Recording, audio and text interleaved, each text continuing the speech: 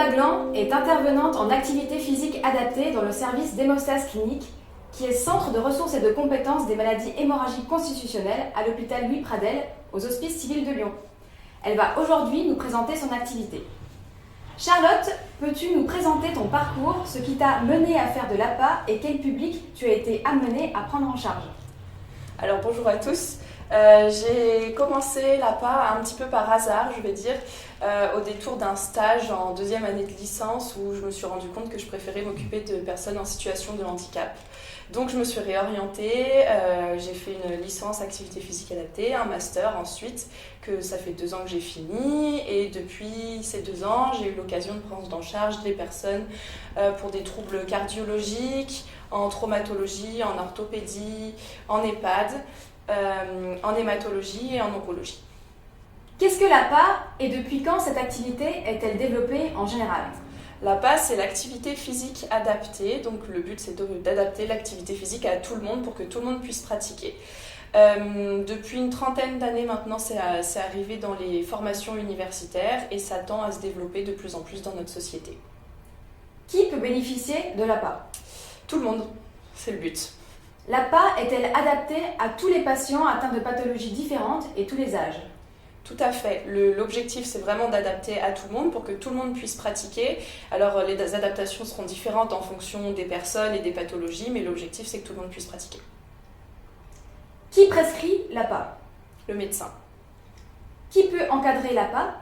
L'enseignant en activité physique adaptée, dont c'est le métier, qui a été formé soit par une licence, soit par un master. Quels sont les bénéfices pour les patients?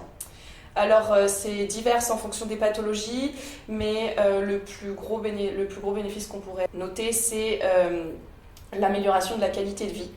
Et après, bien sûr, il y a un aspect physique et un aspect psychologique qui rentrent en jeu.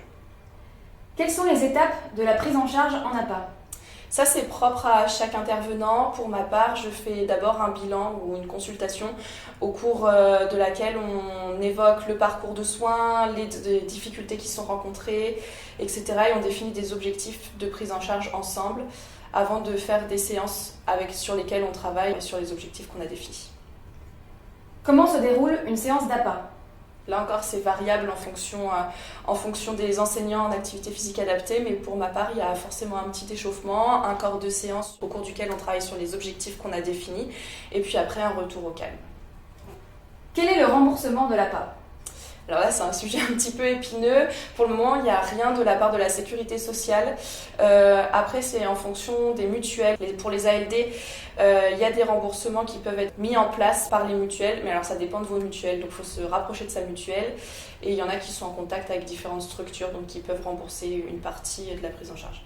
Mais par exemple, là, à l'hôpital, pour les patients qui sont envoyés par les médecins du service... Là, c'est gratuit. Ouais. Au sein de l'hôpital, c'est une prise en charge qui est gratuite. Quelle est la fréquence des séances d'APA et qui détermine le nombre de séances nécessaires? Alors ça, c'est souvent le médecin qui va nous définir le nombre de séances qui sont nécessaires.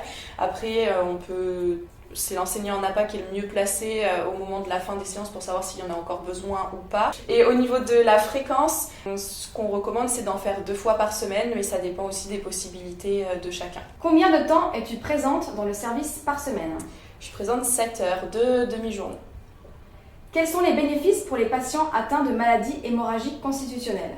Alors il y a deux aspects, l'aspect psychologique avec ce que l'activité physique peut permettre de reprendre un peu confiance en soi, améliorer l'estime de soi, et en plus après il y a la partie physique où on améliore éventuellement tout ce qui est renforcement musculaire, équilibre, et donc on prévient la venue des hémarthroses, et donc l'un dans l'autre ça permet une amélioration de la qualité de vie. Merci Charlotte d'avoir répondu à nos questions sur ton activité, l'activité physique adaptée.